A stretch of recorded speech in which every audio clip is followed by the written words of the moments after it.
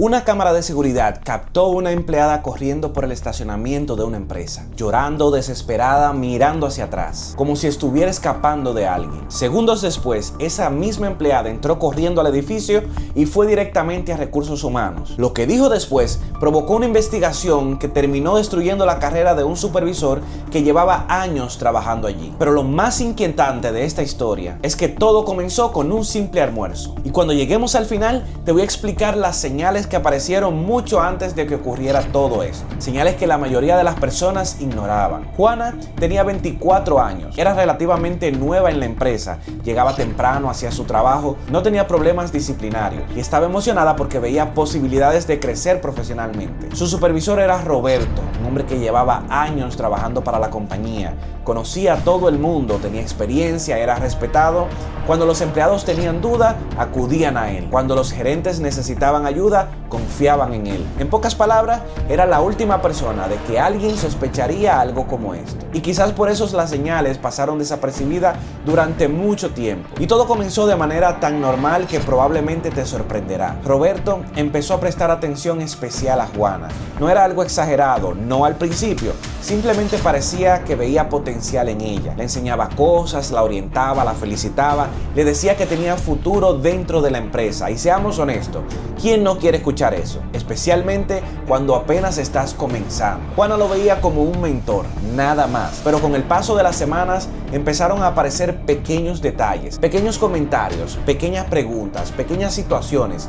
Por separado parecía insignificante, pero juntas contaban otra historia diferente. Por ejemplo, Roberto comenzó a preguntarle cosas personales, que si tenía pareja, que si vivía sola, que qué hacía después del trabajo, que cuáles eran sus planes para el fin de semana. Nada parecía demasiado grave, pero tampoco tenía relación con el trabajo. Después llegaron los cumplidos, luego ciertas bromas, luego conversaciones que comenzaban hablando del trabajo y terminaban hablando de su vida privada. Juana sentía cierta incomodidad, pero también pensaba, quizás estoy exagerando, y ese pensamiento es mucho más común de lo que te imaginas. Muchas personas ignoran sus instintos porque no quieren parecer problemáticas. Pasaron varias semanas, entonces ocurrió algo que más tarde se convertirá en una pieza importante de la investigación. Roberto comenzó a darle ciertas ventajas que otros empleados no recibían. Nada enorme, pero suficiente para llamar la atención. Más flexibilidad, más tiempo para ciertas tareas, más conversaciones privadas.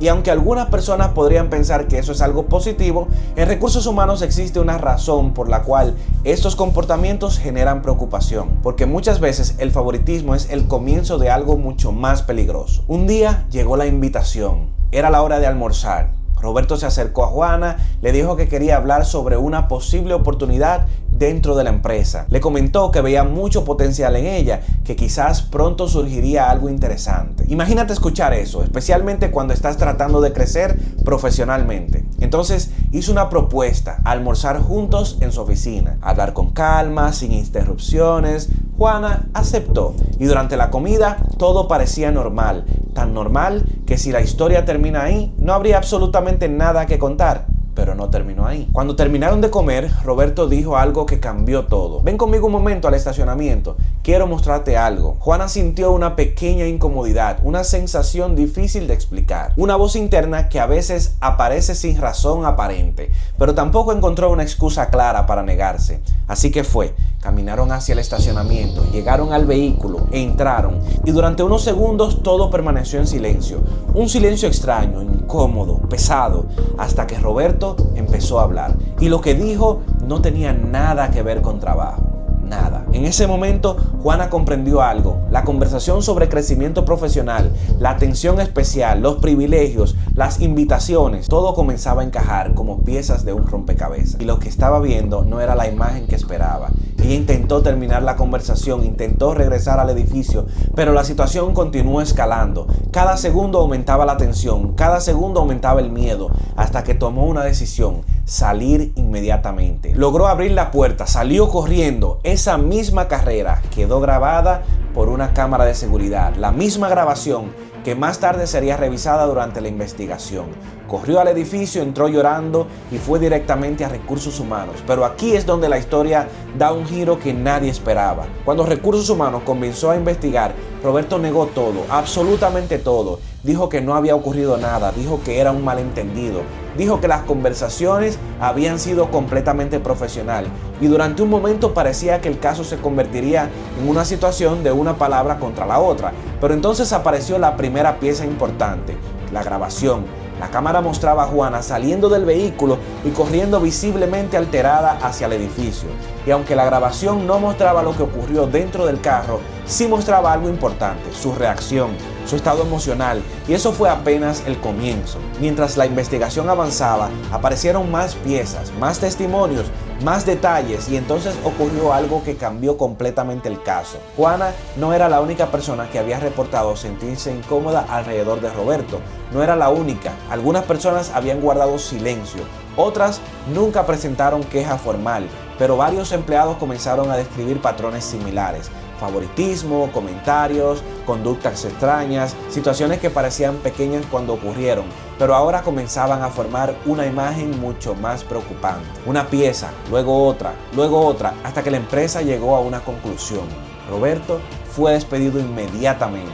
Después de años de construir una reputación, después de años de ocupar una posición de liderazgo, todo terminó. Pero perder el empleo fue solamente una parte del problema, porque dependiendo de las pruebas y el lugar donde ocurra una situación similar, también puede existir consecuencias legales fuera de la empresa, y eso cambia completamente el panorama. Sin embargo, la verdadera historia no termina con el despido, porque el daño emocional permaneció.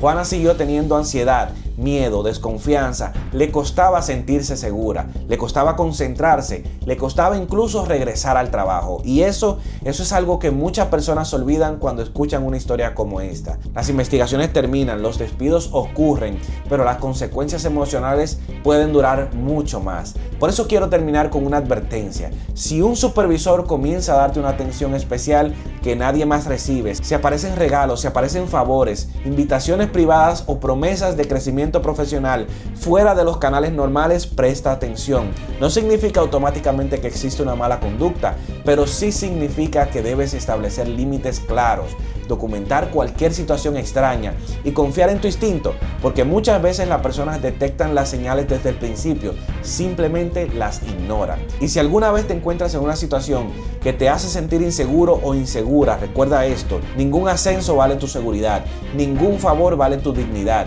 y ningún supervisor tiene derecho a utilizar su posición para obtener algo que no le corresponde. Jamás. Si quieres conocer la historia del empleador que hizo preguntas ilegales y le costó una multa gigante, dale click a este video y nos vemos en el próximo video.